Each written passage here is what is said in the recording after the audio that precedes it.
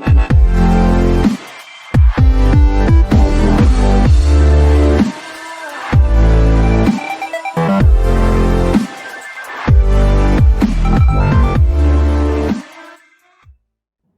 right, Colonel Riddle, thank you so much for joining us on the Next Generation People and Profits podcast.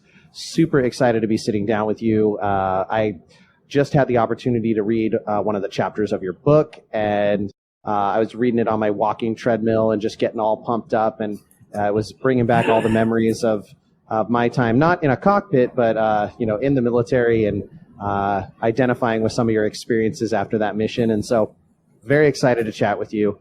Obviously, I had the opportunity to read a little bit beforehand, but would you mind, for our listeners, telling us a little bit about yourself and what your background is and what it is you're up to now? Yeah, absolutely. Well, thanks for having me on, Dan, and thanks for taking the time to read a little bit of the book. I appreciate that.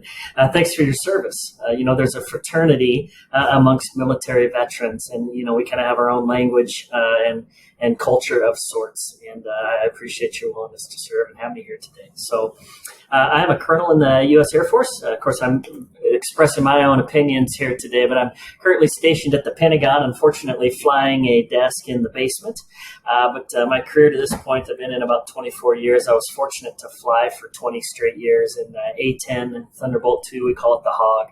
Also was a T-38 instructor pilot there in Wichita Falls at InJet. Is the name of the program at Shepherd Air Force Base, Texas. I was raised as a preacher's kid, and then out of college, I had an interest in the military, but also had an interest in ministry. So I had bounced around kind of a number of different jobs where I had hoped to compete collegiately, and being a small guy and having 7 surgeries, that didn't work out so well. And flying a fighter jet was about as close as I could get to being a professional athlete. The Dallas Cowboys were not going to call me and draft me to be their starting strong safety. But man, finding a culture that was committed to competing and winning and serving something bigger than themselves and demanding excellence and always having an opportunity for refinement, I certainly found a home within the A-10 and within the fighter pilot community there.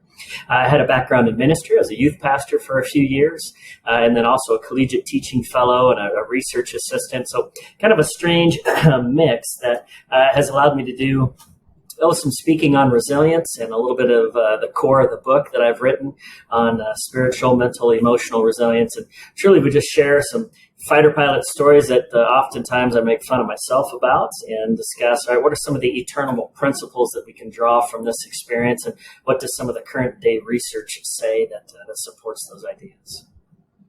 Yeah, that's amazing. You have an amazing background. And I actually didn't realize that you still are actively serving. I am, yeah. And like I said, flying a desk and not too important, of course. You'll realize quickly at the Pentagon with 20,000 people there. I mean, my assigned parking, you'll love this. Macy's department store was closer than where the Pentagon assigned my parking. But I've learned a lot out here. It's obviously an incredible place. And we hope to go back to a cockpit to the Combat Air Force next year. Well, thank you for your service as well.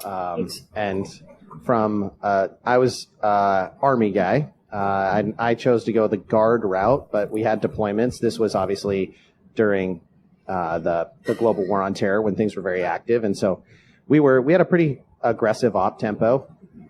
And from a guy on the ground, having that A-10 above was like always that. It's like having your warm safety blanket. You just felt like everything was going to be right. So we appreciate those of you that were up there flying those beautiful, beautiful birds. And I remember when they were talking about getting rid of all of them. And we're all like, what are you thinking? This is like the greatest machine ever made for modern warfare. And they luckily changed their mind on that one.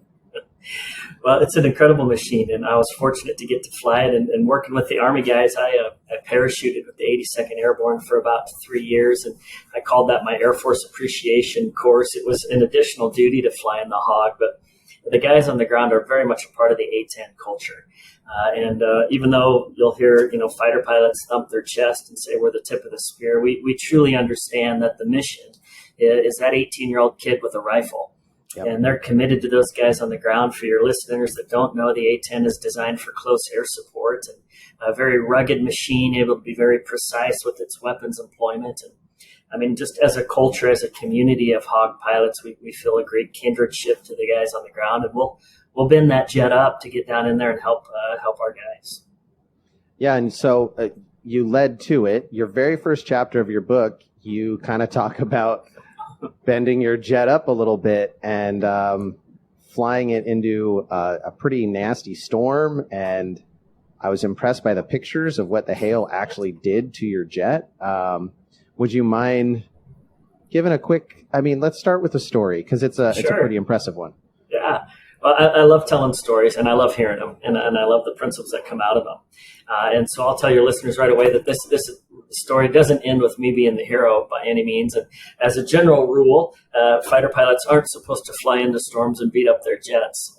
But we were flying a mission in 2008 in Afghanistan. We were up in the northeast part of the country over the Hindu Kush, and having a real hard time getting through some thunderstorms to our assigned area. And there was a troops in contact call for us to respond to, which means some of our guys were getting attacked. And in fact, the radio intercepts, the HUMIT had said that there was an impending ambush with 100 enemy troops. And one of our vehicles, one of the guys on the ground, their convoy had struck an IED, and they needed our support that direction. So I and the guy we were flying with did our best to pick our way back through the weather and find ourselves overhead about 15 miles offset from where this convoy was on the ground. And for those who've flown or lived over there, there's a part of the map that we call Nixon's Nose, and it's a very pronounced triangle, a part of the border between Afghanistan and Pakistan, just north of the coast, and really rugged mountains in that area between 13 and 15,000 foot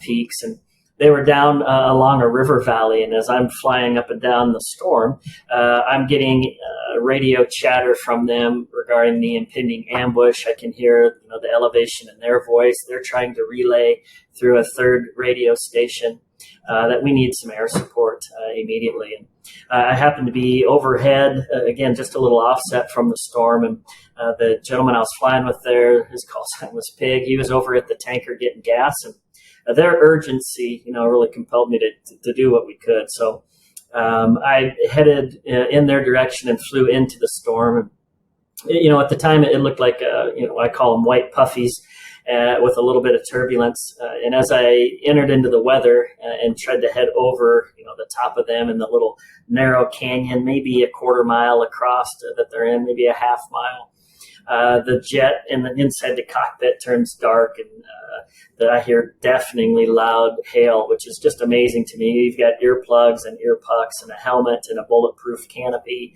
and the hail begins to beat on the jet. And of course, I'm getting thrown up and down a little bit with the turbulence. I'm doing my best to fly as low as I can to be able to pick out something on the ground that I can, reference and roll in, and do my best to get down in there and help them. And my hope is to get down in there and pick out where the good guys are and where the bad guys are, and, employ the 30 millimeter, the Gatling gun or some weapons, and do my best to impact the battle for our fellas. And as I'm flying into the storm and the jet's pitching up and down, I tend to keep pulling the jet higher and higher into the weather and pulling above a minimum safe altitude. And I have left the hot mic on, meaning I'm not broadcasting it, but the intercom is recording what I'm saying. And there's a little bit of language of me correcting myself back down, making it more likely for me to see the ground. And that tape came back to haunt me at a roll call later as my pilot friends made fun of me and the language I was using. I'm sure you were being very, very positive with yourself. Very kind and gentle. Yes, kind, gentle. My inner child would have felt a warm hug. It's not something that I would want my mom or the church I attend to hear. And hopefully under the circumstances, they can all extend me a bit of grace. Finally, I'm able to see a thin ribbon of agriculture. And as I roll the jet up on its back, I take another hailstorm right in the bulletproof front section of the canopy. And the front canopy exterior level. There's several layers of that for the bulletproofing has shattered. And as I ripped the jet kind of over on its back and then peel down out of the altitude I was at and come around the canyon, I'm doing my best to sort out where are the good guys at, where are the bad guys at. And at this point, it's obvious the only thing I'm really going to be able to do is a show of force. And what that is we want to reassure the good guys that, hey, we're here for you. There's firepower that you can rely on. And we want to buy time, right? I want to get some separation or some distance from the enemy. I want them to know that I'm there. So I'm doing the best I can to be loud and scary and close, and we're dispensing flares, and hopefully the sound is bouncing off of the canyons there. And a show of force is a disappointment. It's not a Hollywood script for a fighter pilot, but that's what the scenario, is calling for. It's my job to keep the good guys safe, first of all, and then to attack the enemy, secondly. And so I would far prefer to shoot the enemy than scare them. But that's not the scenario we're in. And as I go flying past, I get kind of down toward the end of the box canyon there and set the jet on its tail and try to fly up out of there. And again, I'm taking hail as I re-enter the weather, and you're doing a little bit of the mental math as your airspeed bleeds off and you're climbing out to see, am I going to, clear these mountain peaks? And I don't know why, it's just human instinct. You duck down in the canopy and in the jet like it's going to help somehow. Right. And we squeak out over the top and come out the other side. And the guys on the radio are profusely thankful. Their intercepts on the radio now are that, it's had some effect. It's been observed. The enemy would call the A-10 the monster or the dragon or things like that. And so they're hearing comments about that they know that they've seen us. And as I break out into the clear weather now, you look out and you see what has happened to the airplane.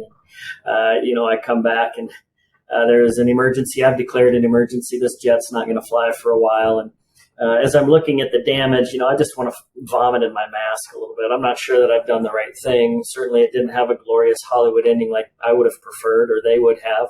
Right.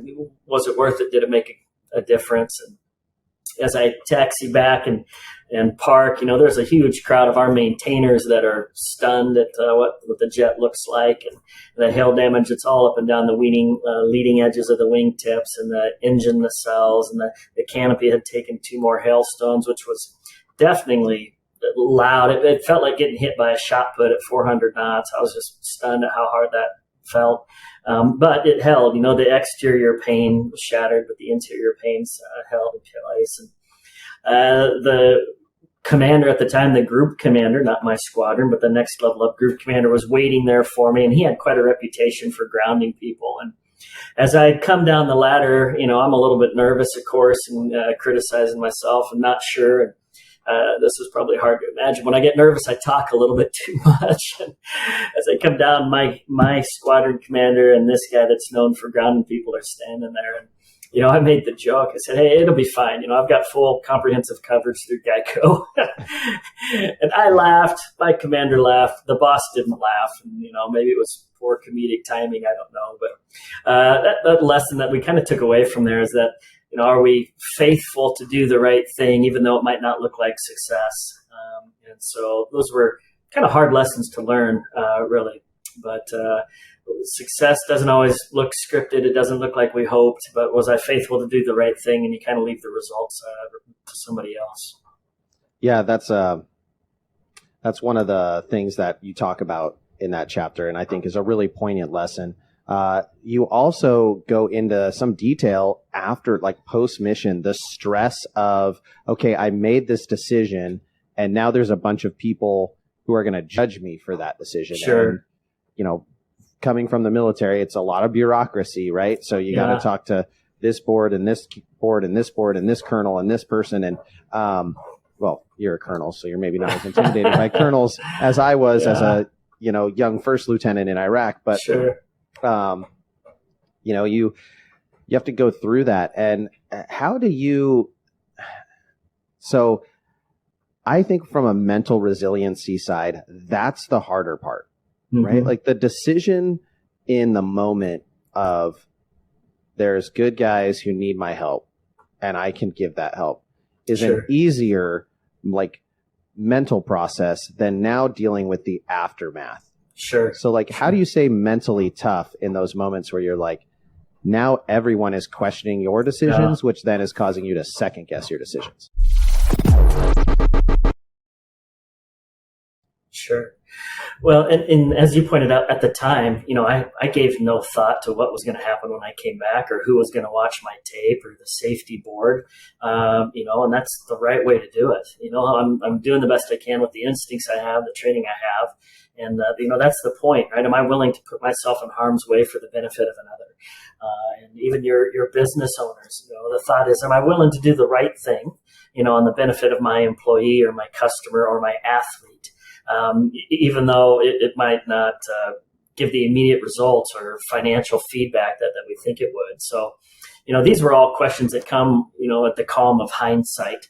And I was a little bit younger, right? Had I been a little bit more old and grizzled, I wouldn't have thought so much. But I think as I began to kind of watch my tape and take notes, and my senior leaders, my fighter pilot squadron commanders came in, very quickly I was reassured that, we have to look at everything, but let's watch it together. And their culture of, hey, we support this type of risk. This is why we are here. I think that bolstered my mental resilience. I don't know that I had enough on my own at the time to not feel like, was my whole career going to be colored by a bad decision here? The maintainers were fantastic. Even though that jet was beat to a pulp, they would have had it running in 2 days had it not been impounded for longer. And so they were very proud of how that machine flew. It didn't hiccup even once, hailstones the size of racquetballs or tennis balls beating that thing up. And so when we talk about mental resilience, I'm pairing a little bit to social resilience and my tribe and how the tribe very much came around me. It was an impressive just sense of, I belong. They're here with me. They're protecting me. I came out to see the jet a couple, the next afternoon by myself, and the maintainers wanted to come up and talk about it. And so there's some more illustrations in the book that go into that a little bit. But my mental resilience, the emotional resilience piece, was very much tied to the social support network I was a part of. Have you taken, so you said you were young in your career, have you taken those lessons you learned going through that experience and applied them when you became a squadron commander and you had those young pilots, guys and gals, making hard decisions? I hope. Have you carried that forward? Yeah, I hope. And I'm thinking of a couple specific instances, that I won't share the details of, but, people make mistakes, and there's difference between mistakes and crimes and what's the intent and all of that. But, the way I would introduce those kinds of talks, and we had occasions when we would need one of our flyers to get up and say, hey, man, this is what happened. This is what I did. It was wrong. Here's the mistake I made. Here's how to learn from it. As I would introduce that, in my mind, the phrase is, there but by the grace of God go I. So I had hoped, that the experience I had given me a sense of empathy or sensitivity, to say, I understand it. You're going to be a better pilot because of this down the road. Let's do our best to gain every valuable lesson we can from the pain of this and share it with our friends. But that's a very different approach than one in which it's a hostile response. Someone might be ridiculed. If we want a safety culture, if we want a culture that is built on trust, where we are learning and making each other better, you can't be hostile to that. So I hope that shaped me. Good, yeah, it's awesome. You mentioned the hostile response, and I think some people might interpret some of the military responses as hostile because it's a lot of ribbing, like you mentioned, sure. Everyone pulling up that audio and it kind of following you through your career. Like I can just imagine you getting up to do a presentation and you go to hit play and there's the audio again. And you're like, sure, oh, guys, right? Like those are the kind of pranks that get played on people after they make mistakes. But I think it's that the military finds the balance of, when people are just giving you a hard time because they love you and you goofed up and we're going to laugh about it forever. And then those people who are belittling you and tearing you down. Yeah. Absolutely. And they find a great way to hold that. I heard about hailstorms. I still hear about it. And I had to divert twice for tornadoes that had hit the airfield when I was, airborne both occasions. And just the irony that the hailstorm guy, is still the same one that's running into storms with tornadoes. Now I'm becoming causal. Very much, and I would get teased about that, but almost, like you're teasing a younger brother or a family member. Right. I didn't sense anything that was alienating or belittling at all, and I appreciate it. So as we were talking about the decision-making process, I have like a couple questions. The first one is really easy. Everyone always talks about OODA loop and how it came from the fighter pilots. Is that something still taught to fighter pilots today? It is, the observe, orient, decide, and act. And that was, designed by Colonel John Richard Boyd. Great book, Boyd, if you've read that. And it's fascinating to me that he almost had a bigger cult following out of the Marine Corps for his design on, quick attacks and nodal attacks versus forming a beachhead. But he was brilliant and socially awkward and all of these strange things on the spectrum of sorts. But the OODA loop is still taught within Air Force ranks, and there are portions of that we teach even for very quick dogfighting skills. And we don't call it an OODA loop, but it's the same principle, right? I'm maneuvering in relation to the bandit. What's he do, and then what I do, and how do I now begin to force his aircraft to make different movements, and then who's making the decisions faster to pressure the other one. So whether it's on a large organizational scale, on an individual career scale, or even in the very brief moments in which you might have an opportunity to dogfight for training, the OODA loop principles are still, I think, timeless.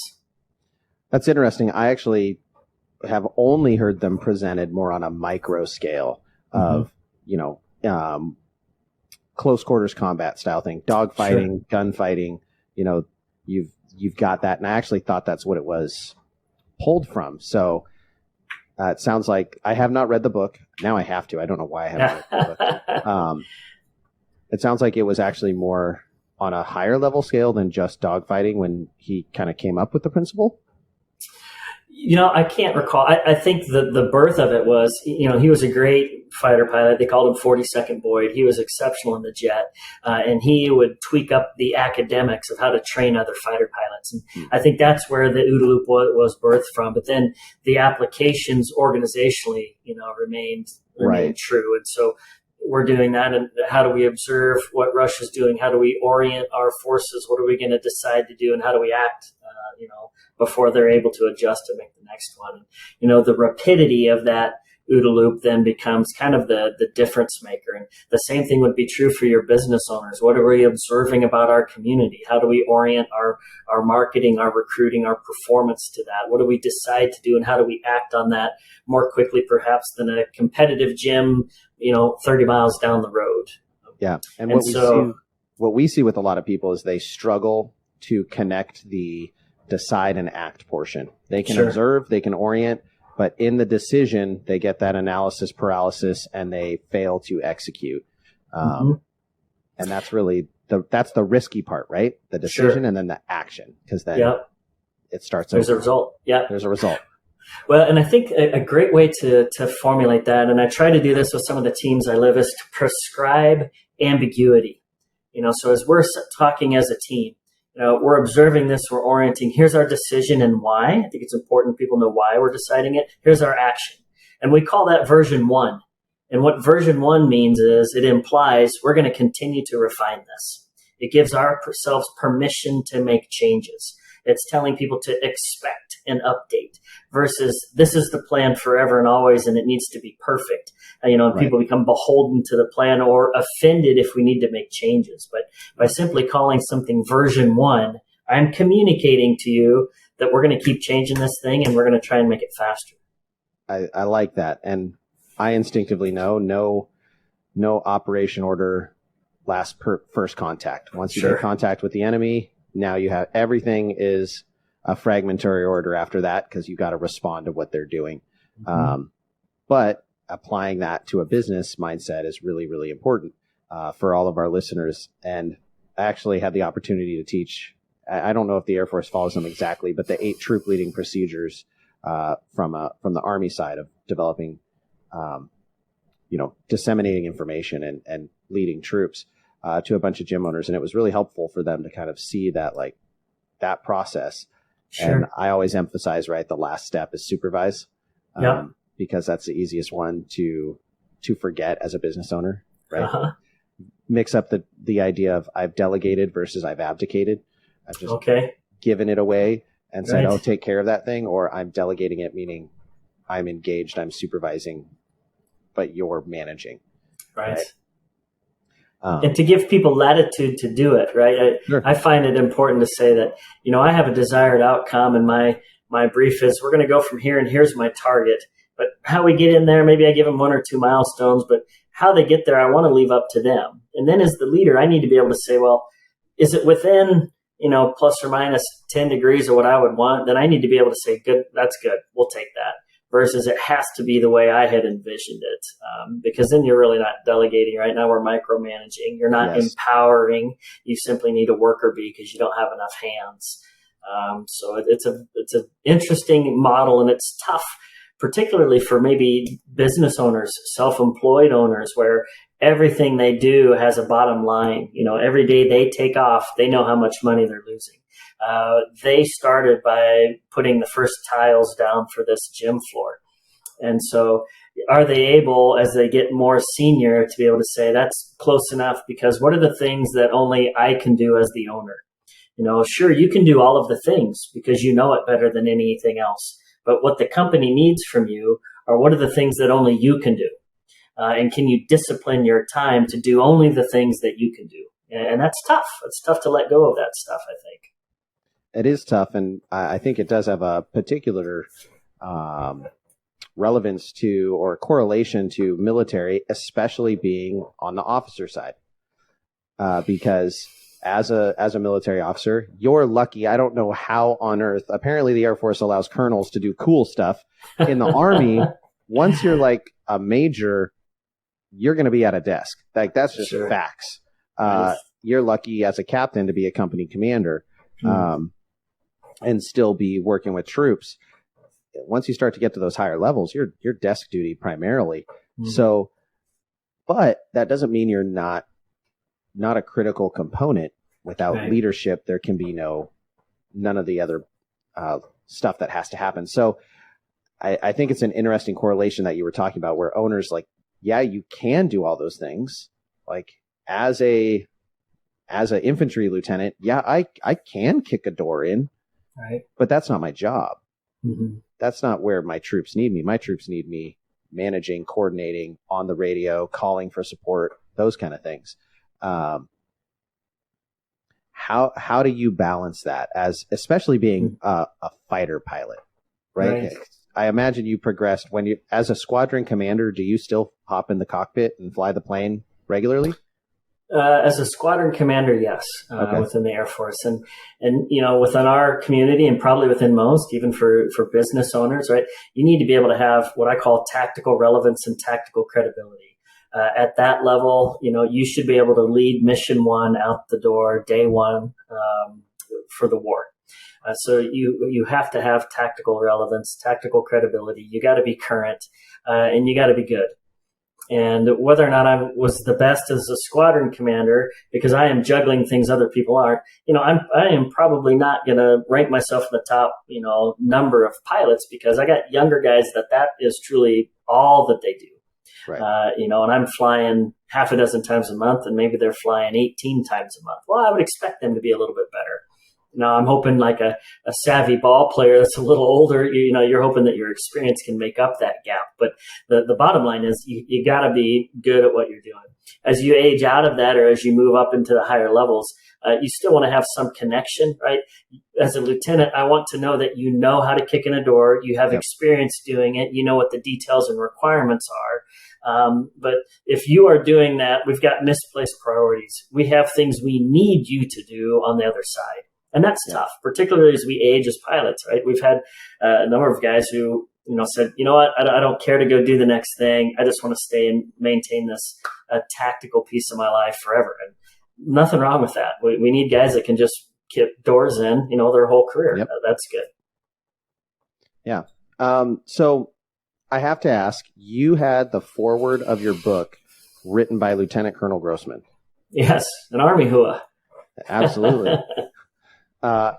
how did you make that connection with one of probably the most, up until recently at least, one of the most famous military writers, widely distributed military writers? Right. Oh, great question, and I was very fortunate, and I'm excited that he was willing to write that. So, as I was going through an edit, I had a great editor. I would call it a substantive edit. That he was a good academic, challenging the things that I was bringing forward. He kept pushing me for the research I was presenting, and he was connected to the literary community, and I hadn't had a forward written as yet. And I said, I'm a no one. I still am, I'm not an author. I don't know anybody to write this. And he had a connection to Dave Grossman. And he introduced us via email. Then we had a quick phone conversation. And we were fortunate that he's from western Nebraska, a town about 30 miles from where my dad grew up in Bridgeport. He grew up in Baird. And so there was a number of kind of immediate connection points. Our conversation picked up some energy with commonalities. We're both Christians. Our faith is foremost in our work, in our lives, kind of in our purpose. The reason I've written this book on spiritual resilience is to try to encourage people in their walk and their journey of faith and finding a sense of meaning and purpose. Well, all of those things kind of connected well for us.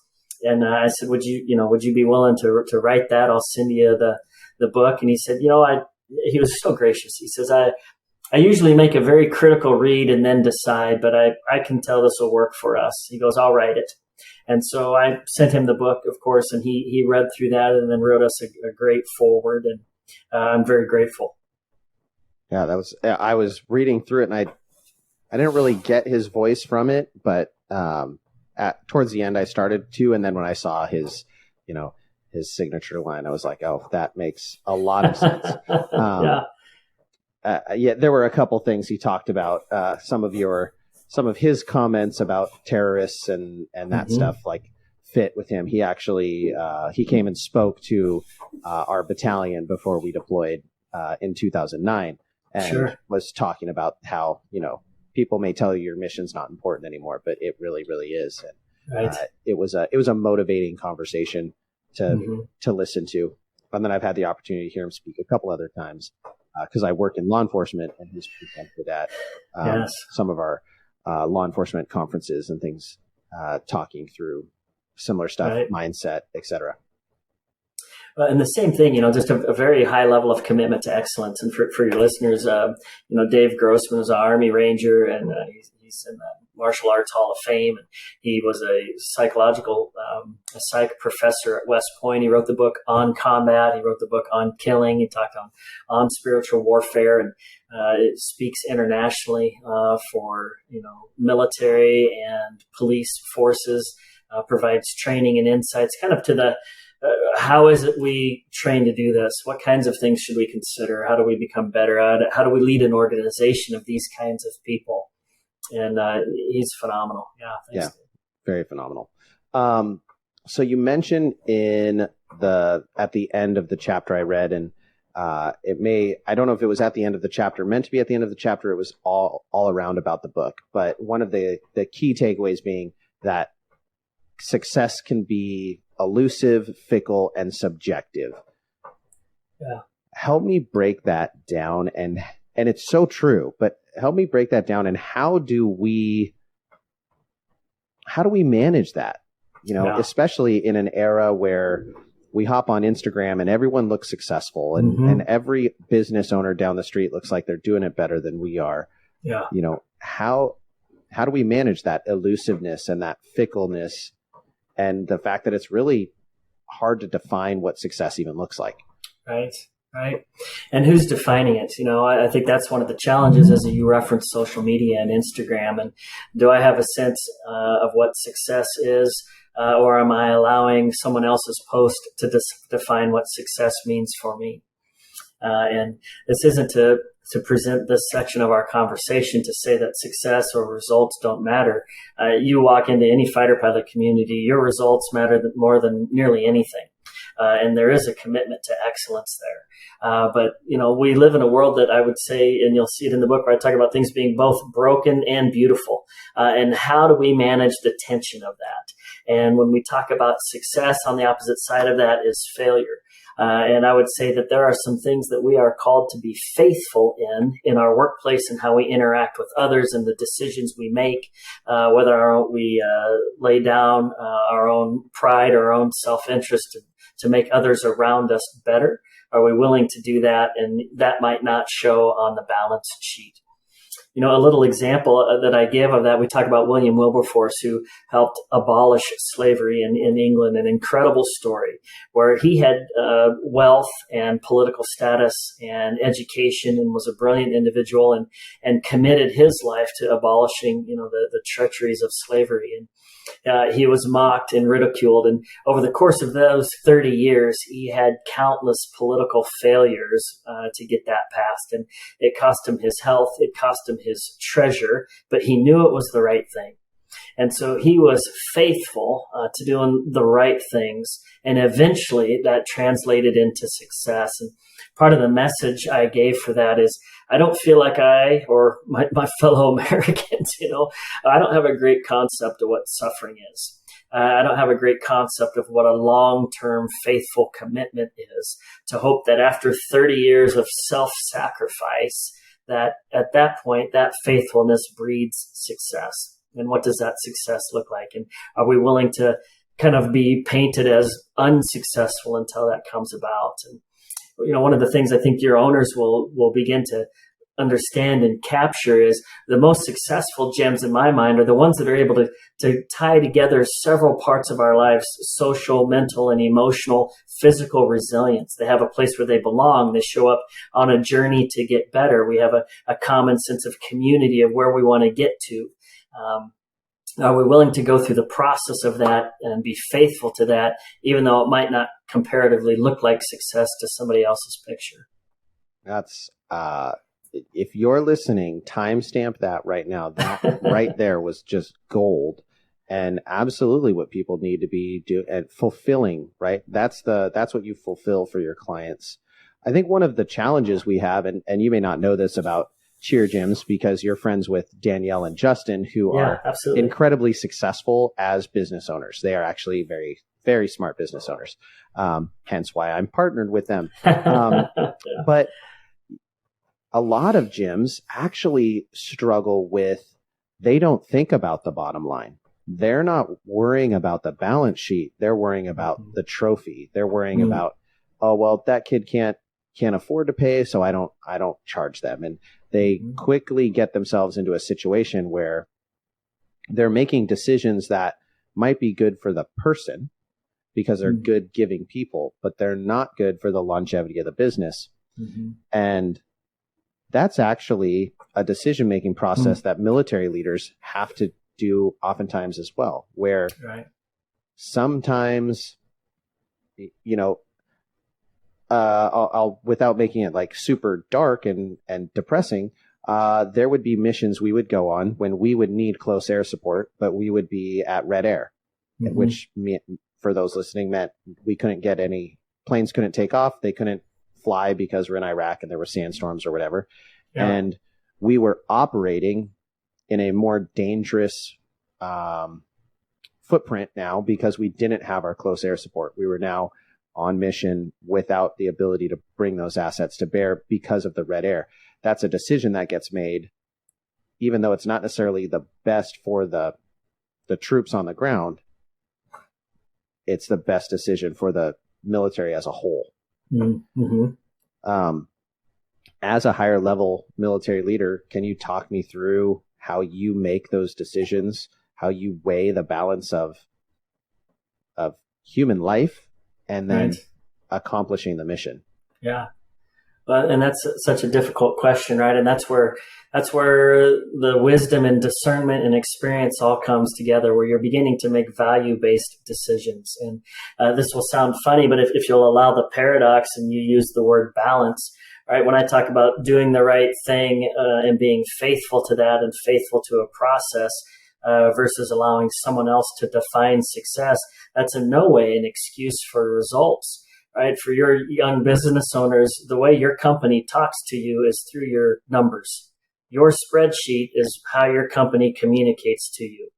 And so when we go in and you're looking for success and what kind of decisions we need to make, it doesn't matter. I'm only able to be so generous and touch so many lives if I'm viable. And if I'm viable, that extension of generosity or character or community is quickly going to come to an end. Yep. So there might be occasions when that becomes subservient, but we have to set a model for success. And you have to ask the kind of questions: is this sustainable? Is this profitable? Are we going to make good decisions going forward? And so the wisdom and discernment that you hope to have, you get on your knees at night before the next day's combat flying or decisions and ask for wisdom as it comes to that. But those are ongoing questions. So things that we do extend, all right, hey, this might hurt us a little bit, but it's for the benefit of the member. Or is the decision that we're making reflecting the values, us, taking care of them, taking care of their family, covering their back, taking care of their health, extending ourselves because we understand this is a unique scenario versus this is uncomfortable, so we're going to cover it up or not talk about it. The saying is that you deserve what you tolerate. And so people that are defiant or toxic or, just perpetually mediocre, well, that's not an instance in which you need to extend grace. That's when you need to hold the standard. And so you need to understand, all right, where in this big gray world is that balance tipping towards? Yeah. Very valuable information there. And it's such a challenge. It's always hard to get to that point where you can discern. And it's really hard. A lot of our gym owners come in and they're 24, they're 25, mm-hmm. oftentimes similar to a young Army lieutenant or a young, I don't know what your starting officer rank is. Is it lieutenant? Yep. Second lieutenant. So a young second lieutenant coming into the Air Force. They don't know nothing about nothing. And I think as a business owner, finding people who can guide and mentor you similar to how you would in the military. I've come in, I'm given a platoon, and it's those grizzled 18-year staff sergeants that are shaping me and saying, no, sir, this is where you need to be focused. No, sir, this is how we need to do things here. And that, yes, I'm making the ultimate decision, but they're guiding me and they're giving me that knowledge that I don't have yet. Right. And I think it's important that you're intentional about that. So to your 24-year-old gym owner, you have to go on offense as the gym owner and find your Yoda, right? Who is going to teach me? And you have to empower that person and then ask them. I think most people, when asked, hey, can you help me with this or can you teach me that, are almost flattered and ready to instruct. I find it very disarming when I tell someone, hey, man, I think I've got a blind spot here. Can you help me see what I'm not seeing? Mm-hmm. All of a sudden, anything that might be annoyed or tension-filled, I'm demonstrating a receptivity to instruction. And I was so fortunate to be part of a fighter pilot community, very gifted people. That they're the gifted ones that I get to watch and be around, very smart people that there's going to be an expert in there on home mortgages, what car to buy, how to, fix your house, if you should buy an airplane, where to invest. I think the same thing goes for the business owners. Somebody has done this before, and we need to spend the time to be taught. But I think, again, the key piece is, do I have a spirit that's receptive to instruction? Yes. And am I empowering them to speak truth to my life? I know that it's like the funny mirror, right? If I'm too close to the mirror, my reflection is blurred, and I need a little perspective to step away from that. And I'm asking people to help me do that. And there's an occasion in the book, I tell a story about that, where I was a little mad on our last combat deployment and frustrated. And my director of operations was a really good friend, Wise, and he wouldn't cower from a conversation. We were able to disagree with energy and then go eat together. And I said, look, I should not be this mad. I've got a blind spot here somewhere. And I'm just prescribing right away, I need you to help me figure this out. And he did very quickly and in very few words, and I kind of had to pack my hurt feelings into the drawer for a little bit and resist the urge to defend myself. And very quickly, I could see his wisdom. But it's not like people go walking around saying, I think I've got some insight for you. Let me give you some wisdom. You're the one that has to empower the right people to speak truth to your life. Yes, absolutely. And I know you, although we're not a spiritually focused group, I know you believe one of those sources should be a spirituality and a faith and a communion with, obviously as a Christian, with God. But, that can be a very valuable piece for people to bring into their lives. Absolutely. Well, and whether you are a person of faith or not, I think what you'll discover, and Simon Sinek says this, it starts with why. Why, as a 24-year-old, are you opening a gym? Well, if we keep going down the why trail, that comes to calling and purpose. And why do bad things happen to good people? Why did I not get the result I wanted? And inherently, those kinds of questions lead to resilience questions. And I think those are spiritual resilience questions regarding what do I do with brokenness? What do I need to do with forgiveness? What do I do with, man, I lost. Do I get up and fight again tomorrow, or do we go a different way? And so, I just invite your listeners to begin finding that sense of meaning and calling and purpose that can kind of be a more deeply rooted value, more of a deeply rooted principle, more of a deeply rooted calling and meaning that helps you get through those seasons. There's an importance to that. And it helps you stay consistent, too. You're less likely to get tossed here and there by every change of news if I'm connected to my sense of meaning and purpose. So you also mentioned in the book that criticism and scrutiny will always travel with change makers. So how do you personally, manage that? How do you deal with the criticism and the scrutiny following you around wherever you go? Good question. Well, I am not good at that. I'm the oldest son. I grew up a preacher's kid. I'm a bit of a social perfectionist. I want people to like me. I like people to laugh. I want them to be happy.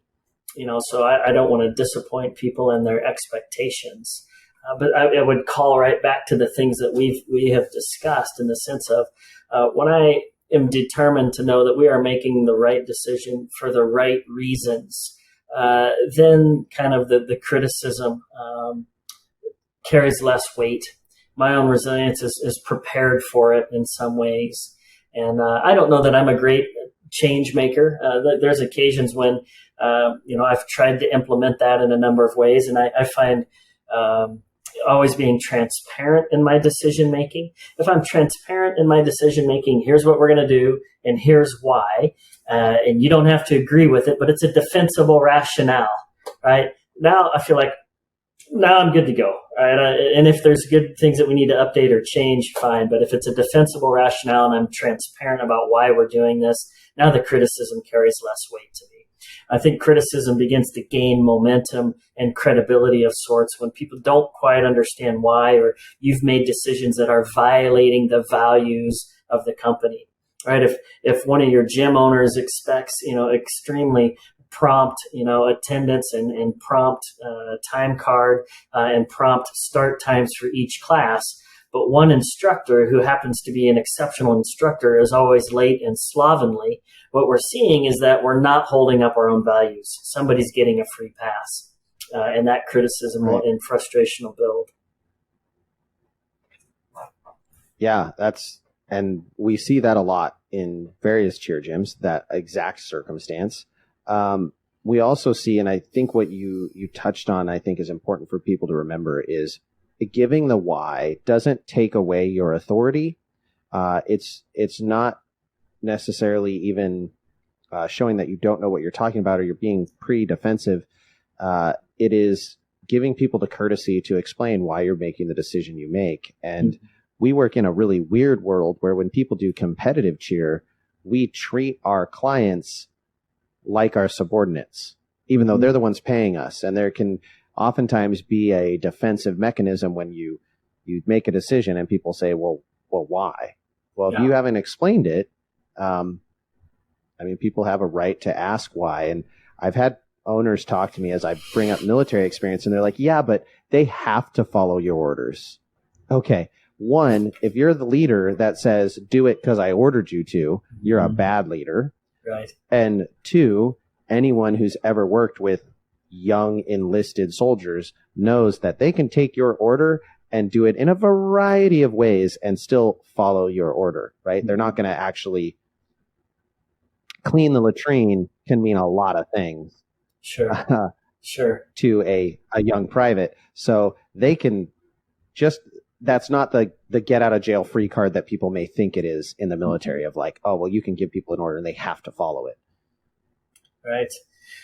Well, I think of, one of the previous boss I had was exceptional at discussing this a little bit. And he said that the currency in which we work with our people is trust. And so those clients trust you to push them to be their best. Now, what they need to see demonstrated, is an unyielding commitment to being the best. And so I think of John Cook and the University of Nebraska volleyball team. We're Huskers. God help our football team. But we've got an exceptional volleyball team. And he is going to tweak with that starting lineup and make changes regardless of who's the fan favorite. We had an All-American named Lexi Sun who came back for a COVID fifth year, and she wasn't even a starter that last year.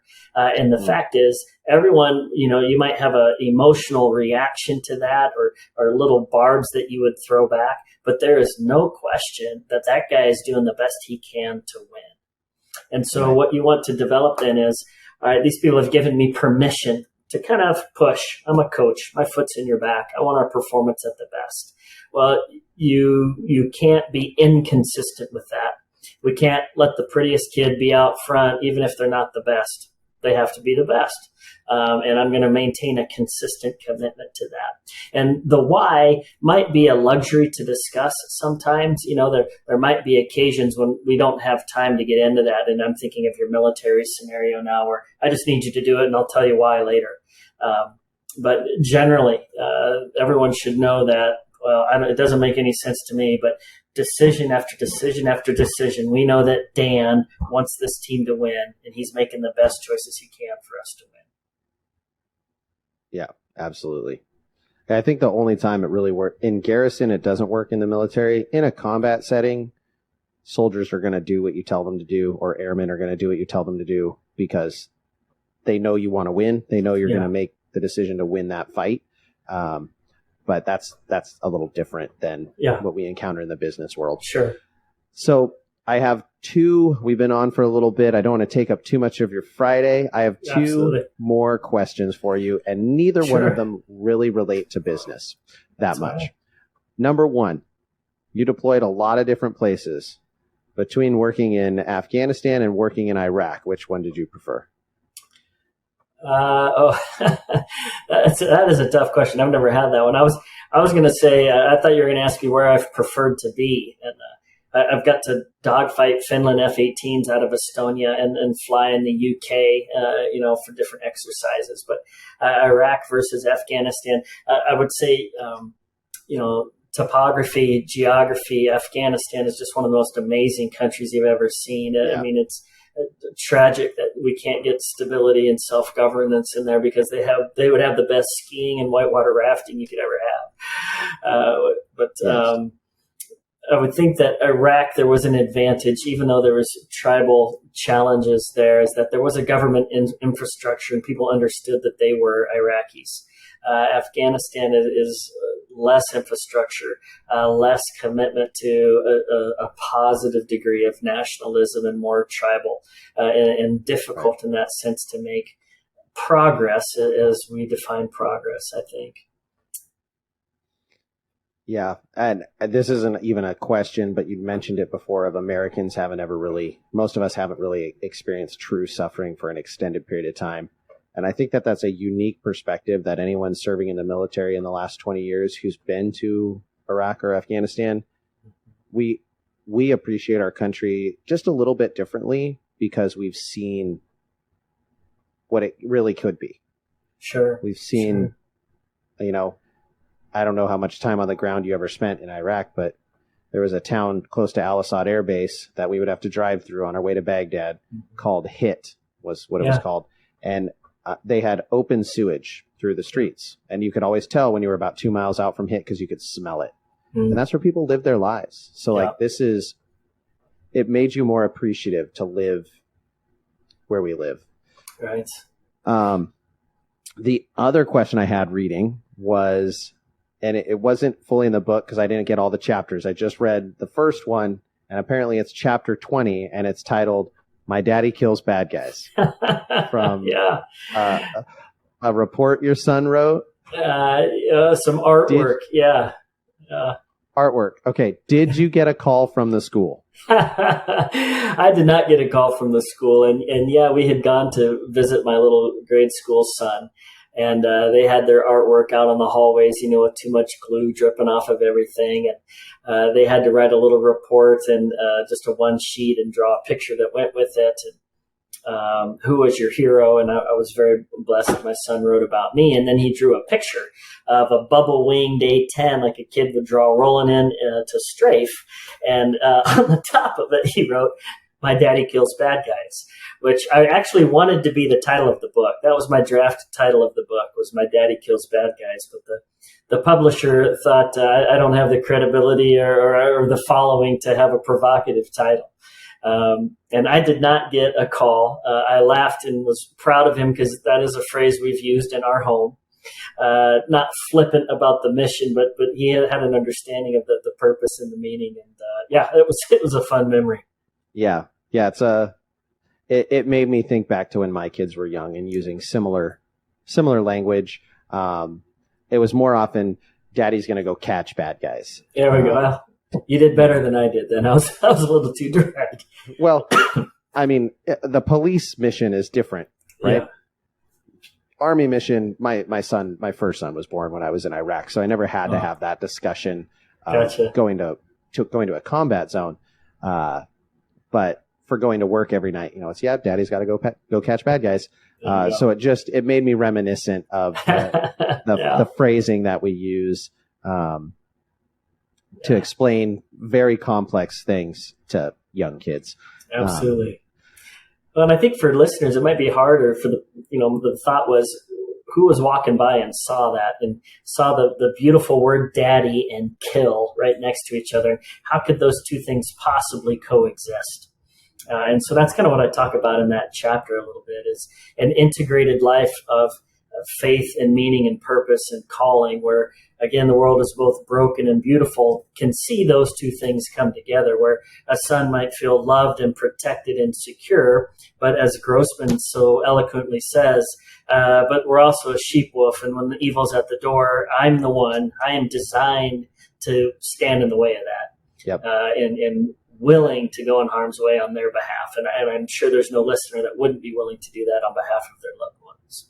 Absolutely. Well, Colonel, thank you so much for your time. This has been absolutely amazing. I'm sure our listeners have loved it. Can't appreciate it more. For anyone who is looking to buy your book, where can they go to do that? And where can they go to get more information about what it is you do?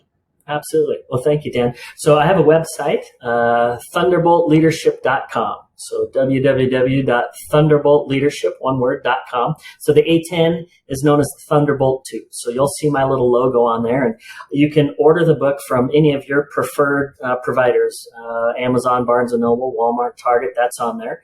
There's also a little button right there that says, "Hey, do you want a free test flight?" And you can go on that website and get a free download of Chapter 1 that Dan has talked about a couple of times. I'd love to have you there. And there's also a contact form in there. And I've got 15 e-reader download copies. So if you want a free download of the book, I've set 15 of those aside for Dan and his audience here, for you next-gen Gen Omers. And if you go through the contact piece and just say, "Hey, listen to you, looking for an e-copy," I can reply and send you the code for that. And would love to have it. The book drops on the 8th of November, so your digital people will get a free early look. And reviews are critical to that. So thunderboltleadership.com. Thank you, Dan. Well, that is an amazing offer. Thank you for doing that. Make sure you take advantage of it. Those 15 people who get the free download. If he sends me an email in a week after this releases and says, "Hey, no one's downloaded it," I'm gonna go get one. So sounds good. That's fair. No, I'm gonna buy it. I want a hard copy. It needs to go on a bookshelf. Sounds good. Well, again, thank you so much for your time, and everyone, thank you for listening. Yep.